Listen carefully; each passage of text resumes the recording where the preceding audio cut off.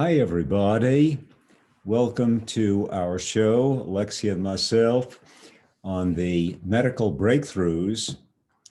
And today is part of your precious immune system. What could be more important in this day and age than your precious immune system? Today's talk is really one of my favorites. It's the history of tissue transplantation.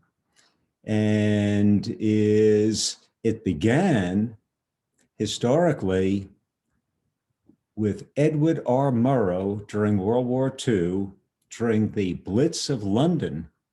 He was sitting on the rooftops there in live time and reporting as the bombers came over. Well, to make a long story short, there was a lot of firebombing and a lot of people got exposed to, the fire, okay? And so many people got burned that the British Medical Council had an emergency and got a team from Oxford Medical School to work on skin grafts. That was the beginning of tissue transplantation, or as Alexia just mentioned before we went on, organ transplantation. That was the beginning. And there were donors, very generous to give, a skin. And no matter how well the surgery was done, the graft was always rejected, 100%. No one knew why. Well, today we know exactly why. And the reason is that the immune system again, okay, the immune system, as you know from previous podcasts, fights the antigen, the protein antigen of viruses, the protein antigen of bacteria, of fungi and molds. But here's the catch. It also will reject the foreign protein of a tissue transplant. Wow. So the protocol was immunosuppression, harsh agents that are able to put down the immune system. And you've heard the terms before, harsh chemicals called chemotherapy, radiation, and that's called radiation therapy. So that was the protocol after the understanding that it's the immune system which paradoxically rejects the transplant which the person needs.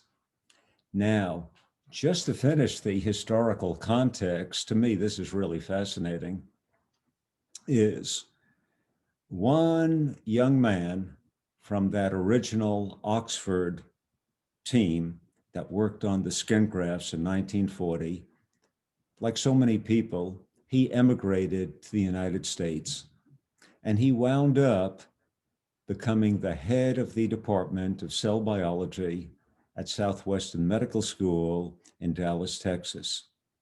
And his name was Rupert Billingham, very typical British name, Rupert Billingham. And small world, a long time ago, close to 50 years now, I had the honor when I was on the faculty at Baylor College of Medicine in Houston to fly up to Dallas, Southwestern Medical School, and give a seminar in his department on bone marrow transplantation. And my expertise was why some bone marrow grafts are rejected, the genetics thereof. Now, this is the real takeaway. Everyone say, well, how does that apply to me? That's very interesting history.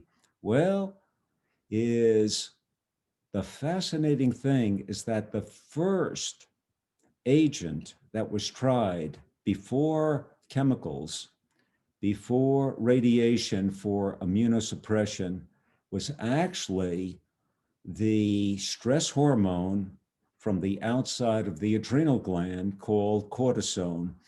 In tissue transplantation, that was the first agent used to suppress the immune response such that a graft will take.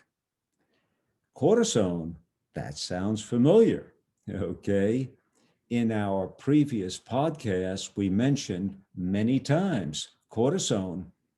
What cortisone does is, in long-term stress, it suppresses the T cell division of the immune system. Remember T cells from the thymus and all that? Wow. So in this day and age, we all want a real, healthy, robust immune system. That's a no-brainer, okay, against all of those different pathogens, including viruses, okay? So the take home today is that please keep stress down to a minimum and keep the cortisone levels down to a minimum to preserve your precious T cell immune system. Because in one of our previous talks, we mentioned that the T cells are called immune surveillance against all these bad guys, even cancer.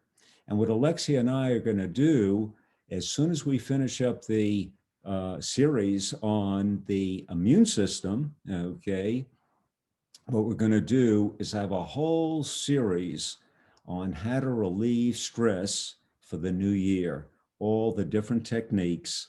So please keep your cortisone levels down in the meantime until Alexia and I see you again. Have a beautiful day, and we say goodbye. Bye-bye.